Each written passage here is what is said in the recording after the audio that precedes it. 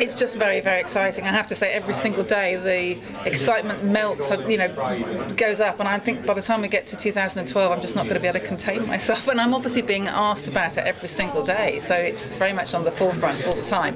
But for me, I was involved at the very beginning of the bid, so I've watched it, just grow and grow and grow. And I saw the site when it was just a pile of rubble. Tell us about that transformation, because you've checked on it since, haven't you? Yeah, I've been down there roughly every 6 months. I've sort of seen it just, gradually metamorphosise and grow into what it is now in the shopping centre, and the last little bits of all the landscaping are going in now, which is the final touches and bringing a bit more green in. Recently, I was granted a bird's eye view of the Olympic Park by Panasonic, one of the major sponsors of the 2012 Games. It's their kit that will be used to televise the Games, and they've launched a range of consumer camcorders, still cameras and memory cards to celebrate the many photo opportunities the Games will offer. Well, we want to give the consumer the option to be able to buy into the London 2012 Olympic Games. We've launched a range of Olympic products, both cameras and camcorders, as well as headphones and SD cards. So we're giving the consumer a huge variety of products for them to purchase and for them to enjoy the Olympic Games with. And here's one of the latest Panasonic camcorders that's available with Olympic branding.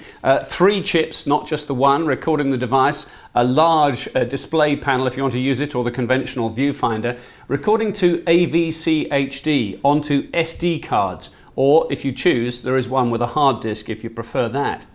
This kind of camcorder, incidentally, can start you off on the road to 3D filming. There's a docking lens here which will go on the front should you wish to use it. But camcorders like this are not just aimed at the consumer.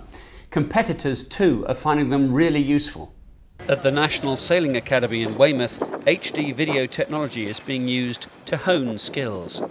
The video analysis now is so much better than it used to be. The equipment that the coaches get to carry on the water is much smaller, easier for them to handle, with much better high definition video, so we can really look at the intricacies of what we're doing in the boat, and the coach doesn't have to be that close in order to get the filming in. But then also the packages that we use when we bring that ashore, we use dartfish quite a lot, which means that we can analyse that video quite quickly. If we're looking at specifics, we can put shots on top of each other and see the differences on how we're sailing with ourselves, with other sailors, and also mirror what we're doing from tack to tack. So if we're looking at something we do on one tack and trying to see the difference in that, you can actually mirror the video and put it on top and actually see all of those differences, and that's really important for us, and that's something we've never been able to do before. And here's an example of the dartfish software in action. Whether you're a gymnast or a sailor in open waters, it all helps analyse your movements and the decisions you make moment by moment. Decisions which can make all the difference between just being there and being a medal winner. We've got technology we can use for that. We've got a great performance tool that Scandia Team GBR uses. And yeah, there's just so much development because we are, we've both got the skills needed.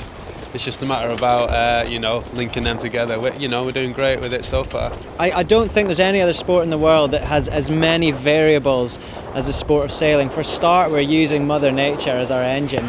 We have the wind, we have, when we look out in the water, we don't just see the ocean and some ripples. We see so many different things that make so many differences to tactically how we would sail there. And let's not forget the boat is kind of like a Formula 1 racing car on water.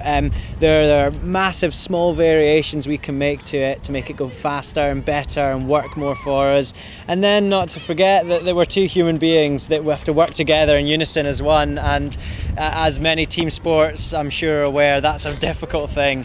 Back in London, Sharron Davies is impatient for the 2012 Games to begin, but that anticipation has to be kept under control, particularly in competition fortnight. So how did she kill time between events?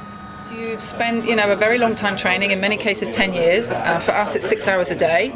So then you're tapering, which means that you're resting before an Olympic Games and doing less actual physical activity, higher quality.